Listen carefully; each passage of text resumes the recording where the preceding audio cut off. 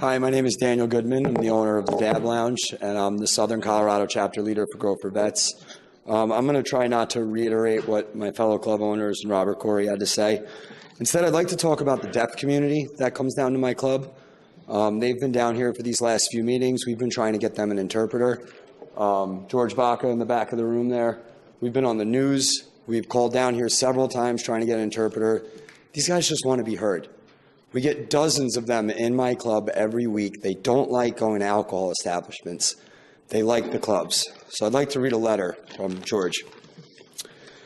I showed up with my son and friend to aid in the support of fighting the cannabis club ban. We went into City Hall to wait patiently with all the other attendees to discuss and listen to what everyone has to say about this controversial issue.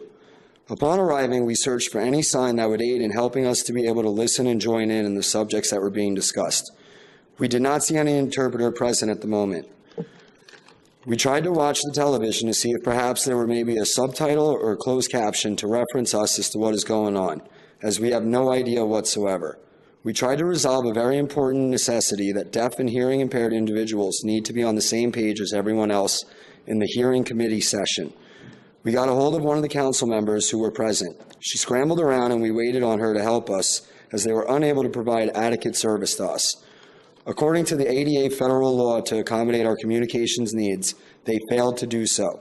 We politely requested an interpreter and were turned down.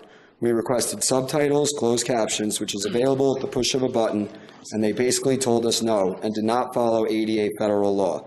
In the midst of being patient, they ultimately upset us and we left City Hall.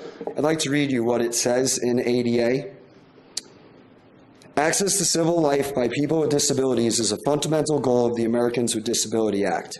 To ensure that this goal is met, Title II of the ADA requires state and local governments to make their programs and services accessible to persons with disabilities. This should, at the very least, be tabled until our actual community members can be heard. These aren't people in the industry. These are just members of the club that found a safe place to go to. That Department of Justice states that you have to be able to hear them.